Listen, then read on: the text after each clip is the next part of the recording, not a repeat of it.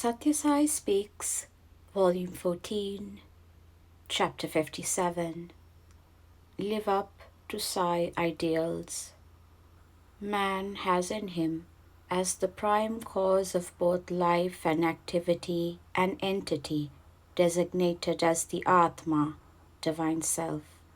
The Vedas, sacred scriptures of spiritual knowledge and practice, and the Upanishads originated to satisfy the need of man to become aware of this mysterious entity. The Brahma Sutra, aphorisms on the Supreme Reality, which sets out to demarcate the lines of this inquiry, has as the very first aphorism, Atato Brahma Jignasa. These four words, Atato, Brahma, and Jignasa, deserve careful study, for they contain the very essence of the four Vedas and their teachings, meant to help the Jignasa, study of Brahman, the Atma, Divine Self principle in its universal aspect. The word Ata has many meanings: auspiciousness, afterwards, in the beginning, questioning, universal, etc. But the meaning afterwards is most appropriate here. After what?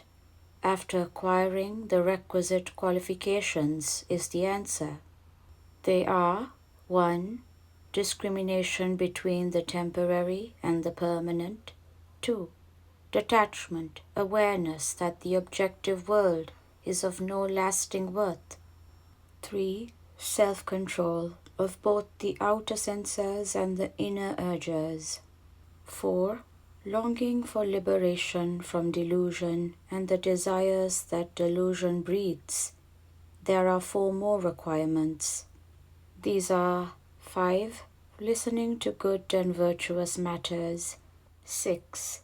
Using the senses for the beneficent purposes for which they are gifted by God. 7. Reflection on what is heard, seen, tasted, etc. And 8. Practicing what is found beneficent. These steps reveal truth and confer full bliss. From 1917, materialism and atheism were promoted in Russia mainly by Stalin. But he could not suppress the opposing forces completely. A powerful spiritual personality named Wolf Messing arose. He exhibited a purified consciousness and an insight marked by divine characteristics. Stalin planned to put him down and sent him into Hitler's presence.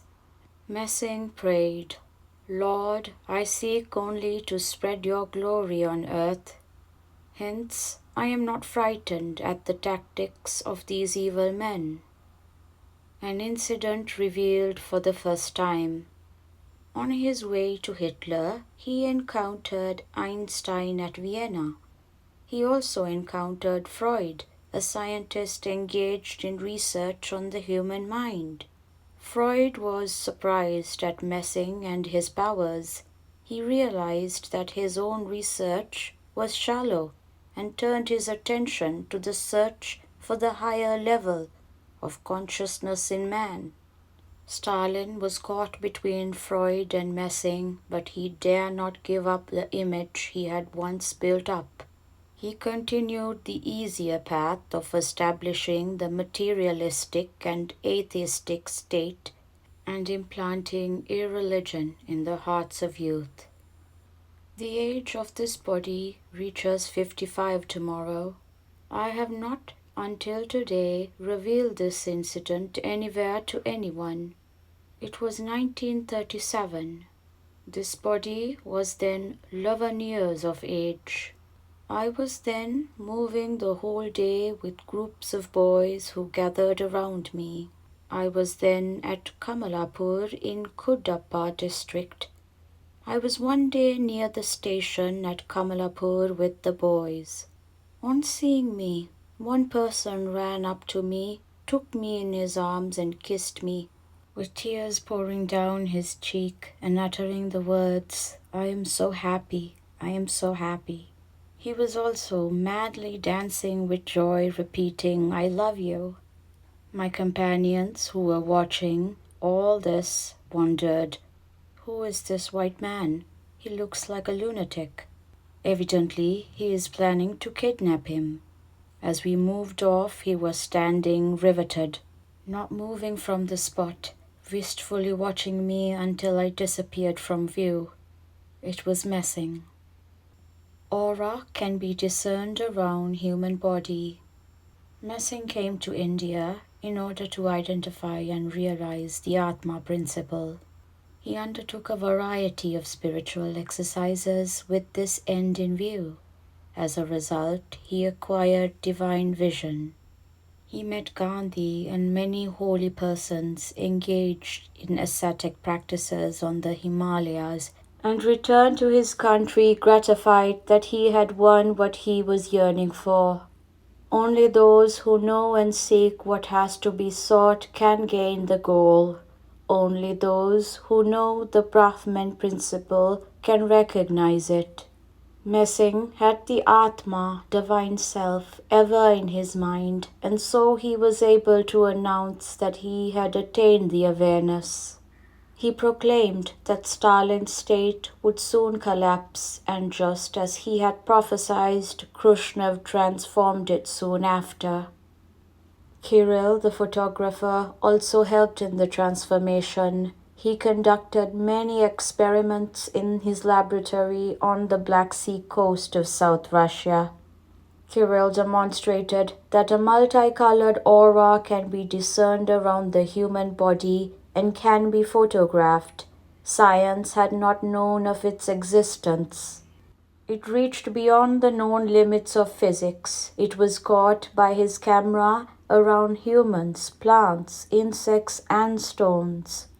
He proved true the Vedic dictum, all this is enveloped by Ishvara. Ishavasyam idam sarvam. Atheists will be transformed into theists. Kirill once saw a flying saucer while traveling by train. He declared that there are worlds beyond the understanding of man. He posited life on far distant spheres. He posited near the Milky Way another galaxy of stars wherein also life can be affirmed. All these developments indicate that while materialism gains popular acceptance, moralism, humanism, and deeper faith in spiritualism are also winning the hearts of people. There is no doubt that within a few years, atheists will be transformed into theists. Nowadays, students and those claiming to be scholars ridicule those who believe in God and draw consolation from God. But consider how can education for acquiring physical skills and worldly success equip one with the knowledge of the eternal reality. Only genuine students can earn that. Only those who are good, who do good, and who wish good can be genuine seekers of knowledge. Be like the honey bee which does not injure the flower from which it draws the nectar. It only helps pollination, and the nectar it gathers is relished as honey by others. Look at the fly. It only seeks unclean matter, and later, resting on clean matter, it renders that too unclean. Gather good and offer good. Students of the Sathya Sai colleges should be like the bee and avoid the behavior of the fly. Gather good and offer good. In army camps, whether a person is a dhobi, washerman, cook, or sweeper, everyone has to attend parades and learn the handling of weapons. So too, whatever the job the old boys of the college might do, belief in God is a must for them. What benefit can they derive from the kingdom of Sathya Sai if they do not acquire spiritual consciousness? They should on no account deviate from duty-bound, disciplined living. There are, however, some, only some, who slide into wild cultures as soon as they leave the college, growing long hair, sideburns, and mustaches. Courage, adventure, sacrifice, detachment, discipline, self-control, the divine urge towards truth and justice, these are the qualities that mark men. When students prepare themselves for the ideal life and present it to the world, the Sathya Sai colleges and Sathya Sai himself will be content. Do not cultivate bad desires, do not crave for worldly pleasures, and reduce yourselves to the level of an animal. By developing spiritual qualities, you will be promoting the resuscitation of this country and its culture. Look at the warning that the sacred texts offer. Somaka, the Asura, stole the Vedas. Ravana kidnapped Sita. Duryodhana grasped an empire. Kamsa slaughtered children, but not one of them realized their heart's desire.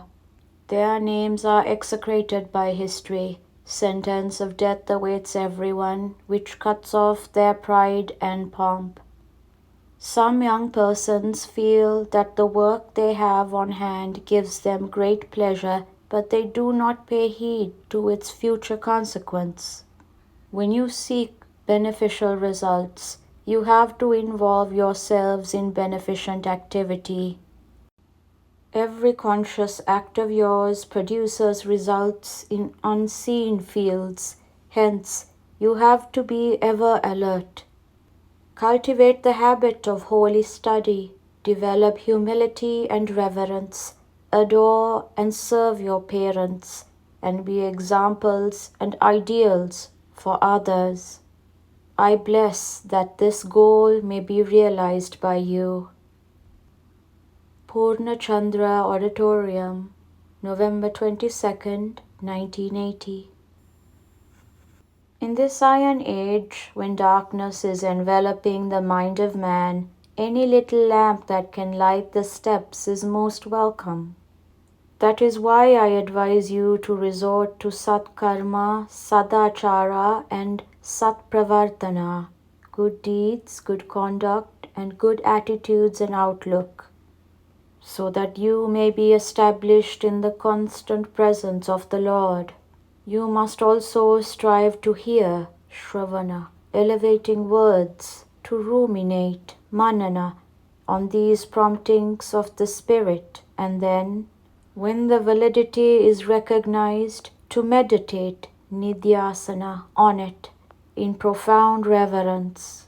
All other activity is secondary. This alone is edifying. This alone is beneficial. Sri Sathya Sai Baba.